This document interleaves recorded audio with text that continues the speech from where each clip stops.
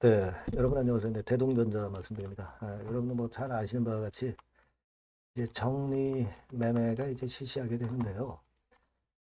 우리가 이제 대동전자를 보유하고 있는 주식 보유자분 입장에서는 사실 이 대동전자가 물론 이제 다른 종목들 정매되는 종목들도 있긴 한데 워낙 지금 자산 가치가 상당히 좀 있는 기업이거든요.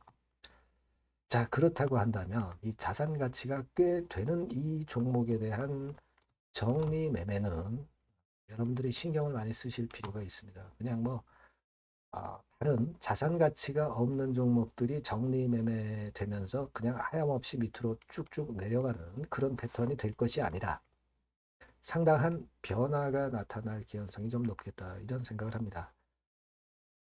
자산 가치가 어느 정도 2,600억짜리 아니에요. 지금 그죠? 여러분들이 이 3월 결산법인입니다만은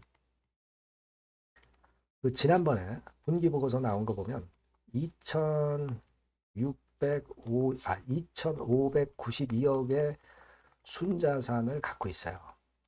자, 그러니까 거래 정지 전에 15,000원으로 정지가 됐었지만은 사실 이게 정리매매 때 뚝 떨어질 거는 일단 당연하겠지만 떨어진다 하더라도 제한적으로 내렸다가 상당히 또 그 크게 급등하는 그런 패턴도 나올 수도 있고 그러니까 이런 사이클을 이용하는 투기적인 매수 세력도 있을 것이고 그냥 무너지는 그런 패턴은 아닐 것이다 라고 생각을 합니다. 그래서 이 부분에 대한 걸 말씀을 드리고자 하는 거고요. 여러분들이 그리고 또 워낙 지금 현재 속된 말로 똥값이 되는 것이기 때문에 그럴 바에는 차라리 비상장까지 가서 끝까지 투쟁을 한번 해보겠다라고 하는 분들도 이제 계실 겁니다. 그죠? 그래서 이제 그런 분들 입장에서의 앞으로의 대처 방향, 뭐 이런 것도 말씀드릴 수 있어요. 그래서 이것에 대한 말씀을 오늘 드리도록 하겠습니다. 자, 그리고 영상의 끄트머리 부분에서는 제가 액티브 종목도 말씀을 드릴 거예요. 그러니까 대동전자는 사실 어쩔 수 없었던 상황이고, 자, 액티브가 요즘 핫하기 때문에 이것과 관련이 되는 종목을 미리 선취매한다면 대박 낼 수 있다고 봅니다. 요거 참고로 한번 보셔서 손실 만회할 기회를 한번 가져보세요. 자, 그럼 대동전자 먼저 말씀을 드리겠습니다. 여러분들의 구독, 좋아요, 알림 설정 감사드리고, 여하튼 제가 그 끝까지 도움을 좀 드리도록 할 테니까 많은 성원 부탁드리고요. 혹시라도 이제 궁금하신 부분들이나 실시간 상황, 뭐 정리 매매할 때 이때의 정보나 자료나 사인은 제가 텔레그램 방에서 도움을 드리니까요. 여러분들이 대동전자 입장 이렇게 문자를 주시면 제가 최선을 다해서 끝까지 텔레그램에 초대해드려서 끝까지 여러분들과 함께 할 겁니다. 꼭 문자를 주세요. 자, 여러분 우리가 대동전자를 주목하는 부분은 여기 그 분기 보고서가 나와 있지만 여기 한번 자세히 들여다보시면은요. 지난 요 전번에 그 분기 보고서예요. 2월 13일 날 발표가 됐던 겁니다. 3월 결산법인이기 때문에 아직 결산 실적은 나중에 나오는 것이고요. 여기 보시면 이 회사의 자산에서 부채를 뺀 순자산, 그러니까 자본 총계라고 그러죠. 이게 이제 2,592억이에요. 그러니까 이 회사의 재산이 이 정도 된다는 얘기입니다. 그냥 단순하게 보면은 그렇다면 이 회사는 2,592억의 시총을 갖고 있어야 돼요. 네, 물론 손실난 부분이라든가 여러 가지 결격 요소가 있기 때문에 이보다는 밑에서 거래가 되지만 이론적으로는 시총이 2,600억 정도에서 거래가 돼야 된다는 거죠.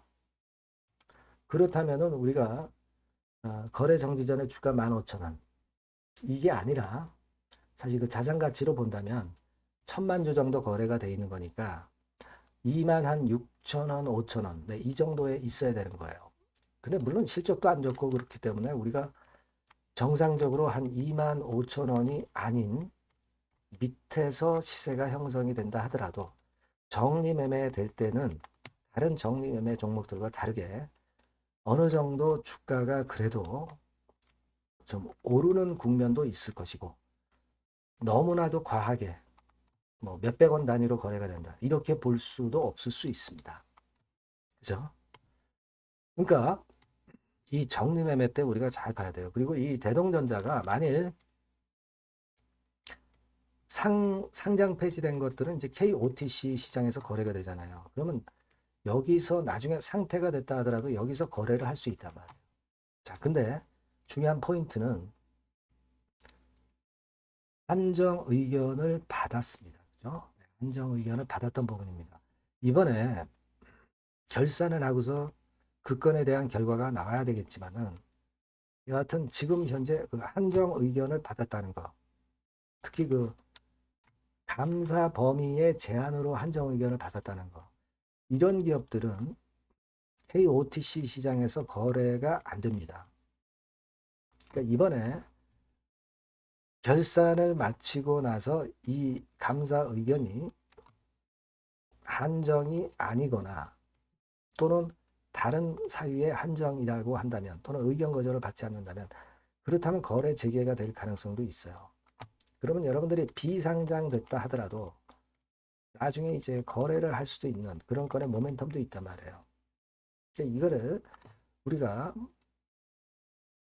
아직까지는 완전히 확정이 된 감사 의견이 안 나왔기 때문에 이 부분을 잘 봐야 될 것 같습니다. 그거는 이제 나중에 끝까지 가져가시는 분들을 위해서 제가 말씀을 드릴 거고요. 그러니까 여하튼 그런 부분들이 있기 때문에 지금 현재 대동전자는 정리매매 다른 종목들처럼 속된 말로 뭐 똥값에 거래가 된다. 그렇게 볼 수는 없고요.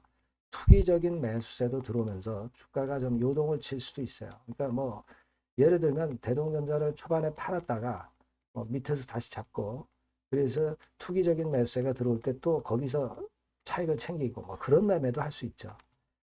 사실 쉽지는 않지만 여러 가지 그 경우의 수가 있을 수가 있는 겁니다. 그 부분을 좀 제가 말씀을 드리고 싶었던 그런 상황입니다, 여러분. 네. 그거예요. 그러니까 요건과 관련해서는 대동전자와 관련해서는 정리 매매 때 상당히 핫할 가능성이 좀 있습니다. 특히 최대 주주가 60% 지분을 갖고 있지만 정리 매매를 이용해서 지분을 더 끌어모을 수 있어요. 기타 법인을 통해서 말이죠. 왜냐하면은 결국 비상장된다 하더라도 자산 가치가 있기 때문에 최대 주주 입장에서는 지분을 좀 더 늘리는 것이 중요하다고 볼 수 있습니다. 비상장됐다고 해서 청산돼 가지고 기업이 없어지는 게 절대 아니에요. 더군다나 이제 자산 가치가 있기 때문에. 자, 그래서 이 부분들에 대한 것은 제가 계속 여러분들께 그 정보를 드리고 사인을 드릴 겁니다. 그러니까 여러분들이 꼭 대동전자라고 문자로 주시는 것이 엄청 중요하다는 말씀을 드리는 거고요. 텔레그램 방 들어오셔도 좋습니다. 대동전자 입장 이렇게 문자 주시면 제가 텔방에 초대해서 계속 실시간 정보와 사인을 드릴 거예요. 그러면 상당히 도움이 되실 거라고 봅니다. 어려운 경우를 당했지만 그렇게 우리가 끝까지 마무리 잘 해야죠. 그리고 뭐 비상장으로 가실 분들 입장에서도 꼭 들어오시는 게 좋습니다. 꼭 문자 주세요. 자, 그리고 제가 서두에 말씀드렸지만 액티브 종목을 말씀드린다고 그랬죠. 요거 지금 말씀드릴 거니까 꼭 참고하시기 바랍니다. 네, 여러분 이제는 말이죠. 액티브 ETF가 새로 출범하는 거를 여러분들이 잘 알고 이 액티브 종목을 집중 공략을 하셔야 됩니다. 그래서 제가 액티브 종목을 말씀을 드릴 거예요. 그러니까 여러분 요즘 그 지수 ETF를 투자하는 것은요, 네, 이미 한물 가버린 겁니다. 네, 이제는 지수가 한 차례 큰 폭으로 급등했다가 흔드는 그런 패턴이기 때문에 이제는 다시 그 코스닥 쪽에서 출범하는 액티브 ETF를 봐야 돼요.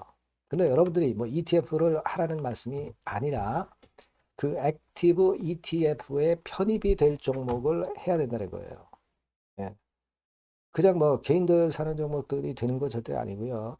실제로 이 액티브에 편입이 되는 종목들, 네, 이런 종목들만이 차별적으로 또 큰 시세를 낼 거예요. 물론 여러분 코스닥 쪽 액티브 쪽 ETF가 새로 출범하는 겁니다, 여러분. 그걸 여러분들이 주목을 하실 필요가 있다. 그래서 여기에 대한 말씀을 제가 드리려고 해요. 그래서 삼성하고 타임폴리오 쪽에서 먼저 이제 시작을 하는데 시작을 할 따름이고 이걸로 그냥 끝이 아니라 계속 연이어질 수 있다는 부분들을 여러분들이 생각하셔야 됩니다. 그러니까 결국 이제 이 기관에서 만드는 이 기관에서 만지는 종목들만 될 수밖에 없는 그런 패턴이 될 가능성이 높다는 거죠. 아마 기사들을 통해서 어느 정도 여러분들이 감 잡고 계실 겁니다. 그거거든요. 그래서 우리가 이 액티브 종목을 해야 된다. 이걸 우리가 공략을 해야 된다. 이 말씀을 좀 드리고 싶은 거예요. 네. 다시 말씀드리지만 지수 ETF 쪽 관련주들은 사실 한물 같습니다. 이제는 진짜 그 종목들 중에서 액티브 자산운용 쪽들이 간택하는 종목들만 간다 이거예요. 그래서 여러분도 잘 아시겠지만 이제 삼성 액티브하고 타임폴리오부터 이제 시작이 되는데 이게 그냥 한 달 뭐 이렇게 해서 끝나는 게 아니라 계속 뭐 몇 달간 계속 이어질 거다라는 얘기죠. 이 부분을 주목하셔야 돼요. 삼성에서는 예를 들면 코스닥 핵심 성장주에 집중 투자를 합니다. 어리버리한 종목들은 투자를 안 한단 말이에요. 그러니까 이런 쪽만 올라갈 거예요. 그리고 타임폴리오 같은 경우는 신성장 종목 이쪽을 주로 공략을 하는 거예요. 그겁니다, 여러분. 그래서 여기 그 제가 설명을 드렸지만은 국내 증시 역사상 최초입니다. 코스닥 비교지수 액티브 ETF가 등장하는 겁니다. 그러니까 기초 지수를 단순히 복제하지 않고, 그러니까 지수 쪽 ETF가 아니라는 얘기예요. 지수 쪽 ETF는 주로 이제 패시브라고 그러죠. 패시브. 펀드 매니저가 종목과 비중을 직접 결정을 하는 거니까 우리는 여기서 이 종목을 잡자 이거예요. 아시겠습니까? 시총 상위주에 대한 쏠림 현상이 됐던 거는 이거는 지수 ETF예요. 그죠? 그러니까 종목별 차별화 장세 대응에 용이하다는 겁니다. 이걸 우리가 명확히 파악하고 대응을 하셔야 된다는 얘기예요. 그래서 여러분 여기 나와 있지만 액티브 ETF하고 패시브 ETF하고 비교를 하는 거 나와 있습니다만 패시브 ETF는 지수에 투자를 하는 거고 액티브 ETF는 종목에 투자를 하는 거다. 모든 종목 투자하는 게 아니라 엑기스 종목만 한다 이거예요. 그러니까 시장 지수 대비해서 초과 수익 날 가능성이 상당히 높고 운용력이 종목과 비중을 직접 선택하는 거다 이런 얘기죠. 예. 그리고 투자 전략은 수동적이 아니죠. 지수 추종하지 않기 때문에 능동적이고 시장 상황에 맞춰서 발빠른 대응이 가능하다. 그죠? 네, 이게 특징이에요. 그러니까 지금은 우리가 이 액티브 ETF에서 공략할 종목을 여러분들이 이제 선택해서 저하고 같이 하자는 얘기입니다. 그죠? 그거예요, 논점은. 거기에 바로 포인트가 있다. 이렇게 말씀을 좀 드리고 싶은 거고요. 자, 여기 보시는 바와 같이 자산운용사가 그 삼성과 타임 이후에도 계속 줄지어 출범해요. 하나자산운용, 미래에셋, KB, 신한, 한국투자신탁운용 이런 식으로 출범합니다. 그러니까 선도 주자인 삼성이나 타임 같은 경우가 분명히 이제 상당히 고무적인 좋은 결과를 만들어낼 거란 말이에요. 그렇게 되면서 이쪽으로 또 자금이 몰리는 겁니다, 여러분. 지수 ETF 쪽이 아니에요. 액티브 ETF 쪽으로 몰린다 이거예요. 자, 그렇기 때문에 이건과 관련된 액티브 관련주를 제가 말씀을 드릴 거예요. 그게 뭐 한 종목으로 끝나는 게 아니라 지속적으로 말씀을 드릴 겁니다, 여러분.